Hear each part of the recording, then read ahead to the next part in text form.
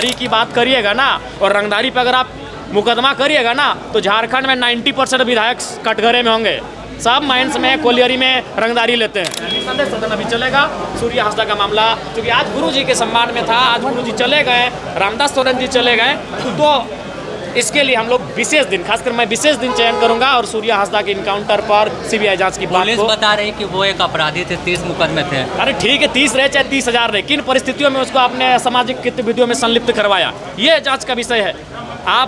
आप खनन का काम करेंगे आदिवासियों की ज़मीन पर, आप तमाम जो कंपनियां हो बाहर की आएंगी, तमाम अन्य राज्यों की आएंगी, और यहाँ के लोगों को आप मूलभूत सुविधा नहीं देंगे, शिक्षा नहीं देंगे, स्वास्थ्य नहीं देंगे, रोजगार नहीं देंगे, तो हर कोई आवाज़ उठाएगा। और एसपी ने अंतिम क्या कहा कि उन पर एक रंगदारी का मामला था। अरे रंगदारी की बात करिएगा ना, और रंगदारी पे अगर आप मुकदमा करिएगा ना, तो झारखंड में 90% विधायक कटघरे में होंगे।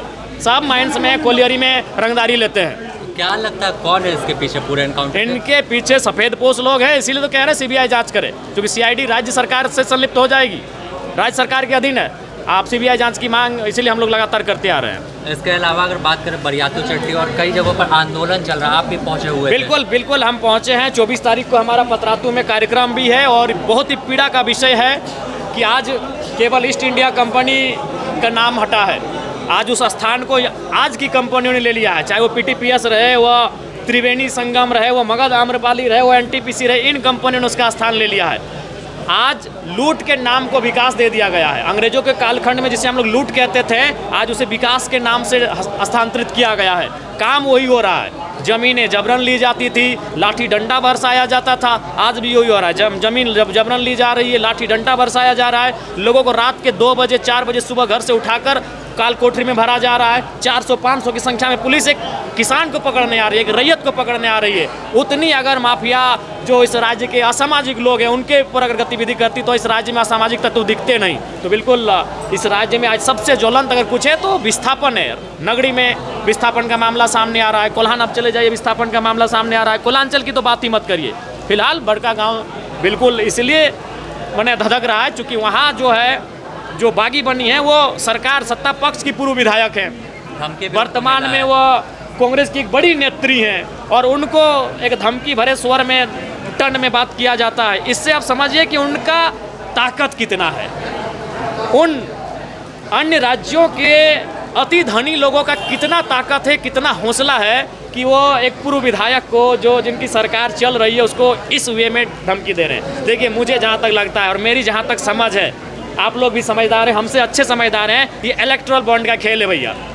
हमें लगता है शायद मंत्री जी चूँकि पार्टी में वो बोलना नहीं चाहती हैं, सॉरी माफ़ कीजिएगा, पूर्व विधायक जी, वो पार्टी में उनकी मजबूरी हो सकती है, जयराम महतो की मजबूरी नहीं है।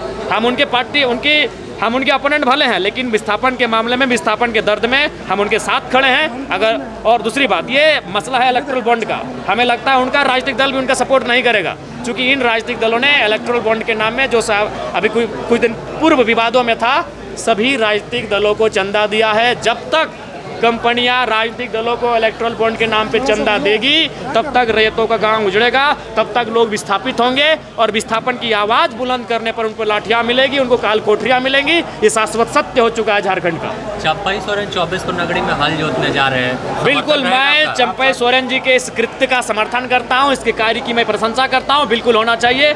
झारखंड की तमाम उन जमीनों पर जिनको आज से 50 साल पहले, आज से 60 साल पहले कंपनियों ने लिया है, लेकिन उसमें कुछ भी काम नहीं हुआ है, उन पर हल चलना चाहिए। ये नियम भी है, ये भूमि अधिग्रहण 2013 के कानून के तहत भी आता है कि वो ज़मीनें वापस होनी चाहिए, और वो ज़मीनें तभी वापस होगी जब गांव वाले भारी संख्या में जाकर वहाँ हल चलाएंगे। मैं चंपई जी के इस कृत्य का सराहना करता हूँ, समर्थन करता हूँ। आप उनके साथ हैं? बिल्कुल उनके साथ, इस कार्य में उनके साथ हूँ।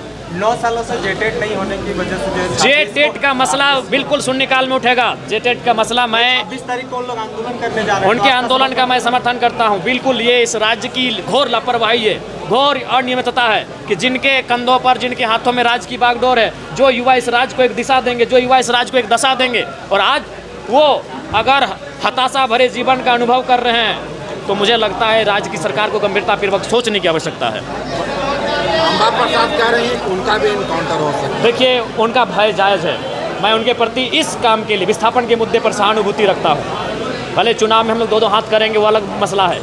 कोई रहे, अगर वहाँ कोई भी नेता रहे, अम्बा प्रसाद जी रहें, रोशन लाल चौधरी जी रहें, या मनीष जायसवाल जी रहें या हजारीबाग के प्रदीप प्रसाद जी रहें, अगर विस्थापन के मुद्दे पर वो अपने आप को असहज पाते हैं, यदि उनकी सरकार होने के बाद भी उनकी सुनी नहीं जाती है, तो निसंदेह मैं उनके लिए अपनी आवाज़ बुलंद करूंगा। चूँकि विस्थापन एक ऐसा दर्द है जो राजनीतिक दल से ऊपर होता है। विस्थापन के दर्द पर मैं हर एक झारखंडी भाई के, हर एक झारखंडी लोगों के साथ खड़ा हूँ। हांसा के एनकाउंटर के पीछे की मुख्य वजह यही है कि संथाल परगना, मेरी बातें आज आपको सुनने में कड़वी लग सकती है, लेकिन मैं कहना चाहूँगा संथाल परगना केवल नाम का संथालों का है, केवल नाम के संथालों का है। संथाल परगना के जितने भी औद्योगिक सेक्टर हैं, जितने भी इनकम के सेक्टर हैं, वहाँ संथाल नग्न है। वो तो आरक्षित सीटें हैं, इसलिए उनके विधायक और सांसद चुन के चले आते हैं, नहीं तो संथाल परगना केवल नाम के संथालों का रह गया है। वहाँ न संथालों की सुनी जा रही है, न संथालों की कोई कही जा रही है। आज वो एक डर के साये में जीवन यापन कर रहे हैं, खासकर सूर्य हांसदा के इनकाउंटर के बाद वो लोग डरे सामे हैं। लेकिन ये हुआ अच्छी बात कि वहाँ बहुत सारे राजनीतिक दलों के लोग पहुँचे, भले आप उसे राजनीतिक रोटी सेकने जैसा कुछ भी नाम दें, लेकिन इससे वहाँ के लोगों को एक हौसला मिली।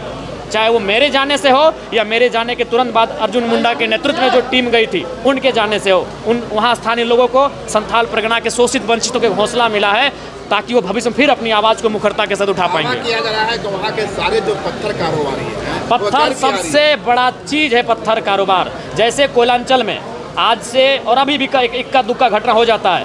70-80 के दशक में जैसे कोयलांचल में सुरेश महतो, शक्तिनाथ महतो, मणिनाथ मंडल, रसिक हांसदा, नेपाल रवानी की हत्या हुई थी, जिस प्रकार हत्याएं की जाती थी, आज उसी प्रकार संथाल परगना में अवैध जो खनन चल रहा है, पत्थर का पूरा पत्थर है, साहेबगंज, पाकुड़, दुमका में पत्थर ही पत्थर है।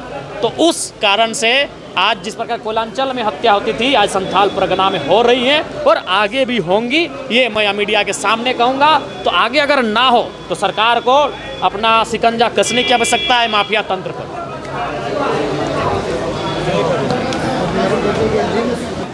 कई लोगों ने कई प्रकार की डिमांड की, आपने स्टैच्यू ऑफ यूनिटी की भी मांग की, जो कि सब ऊंचे पर्वत पर लगाया जाए। बिल्कुल, सबसे अच्छा डिमांड है, लेकिन आने वाली पीढ़ी भी इसको जाने, इसको क्या। बिल्कुल, अगर एक बात मैं आपको बता दूंगा, कहना चाहूँगा, आज अगर अपने महापुरुषों को लेकर, उनके योगदान को लेकर हम गंभीर नहीं हुए तो 2-3 दशकों के बाद नई पीढ़ी, जो नई फसलें जो हमारे बीच आएंगी, वो भूल जाएंगी कि दिसम गुरु का संघर्ष क्या था, विनोद बाबू की वीरता क्या थी, निर्मल की शहादत क्या थी, जयपाल सिंह मुंडा का आंदोलन क्या था, वो भूल जाएंगे। इसीलिए मैंने आग्रह किया है, उन्हें सदैव अगर स्मरण किया जाए तो एकदम ऊंचाई पर, शीर्ष पर उन्हें स्थापित किया जाए। इसीलिए मैंने सुझाव दिया है, पारसनाथ की सबसे ऊंची चोटी पर दिसम गुरु शिबू सोरेन, विनोद बिहारी महतो, कॉमरेड के राय, शहीद आजम झारखंड के निर्मल महतो की प्रतिमा को स्थापित करे, उसे पर्यटन के रूप में डेवलपमेंट करे और हमारी भी आस्था वहाँ जुड़ी रहे, ये मैंने मांग किया। क्या आपको नहीं लगता कि उनका जो संसदीय इतिहास है, जो उनके सामाजिक सरोकार रहे हैं, जो उनके लोगों के दिलों तक वो पहुँचे हैं, तो उनका राजनीतिक जो संघर्ष रहा है, तो अलग आंदोलन करेगा, क्या आने वाली पीढ़ी समझे उसको लेकर पाठ्यक्रम में नहीं शामिल किया? पाठ्यक्रम में तो कई, हमें लगता है कि जब झारखंड मुक्ति मोर्चा की 2019 में सरकार आई थी, तब से ये चर्चा चल रही है कि दिसम गुरु शिबू सोरेन, विनोद बिहारी महतो, कॉमरेड ए.के. राय, निर्मल महतो की जो जीवनी है, उनके जो संघर्ष है, उनके जो घटनाक्रम है, क्रियाकलाप है, उनको पाठ्यक्रम में शामिल किया जाएगा, लेकिन अभी तक शामिल नहीं हो पाया है। तो दुर्भाग्य का विषय है, तो चिंता का विषय है। चल एक मिनट, एक मिनट, एकदम छोटा सा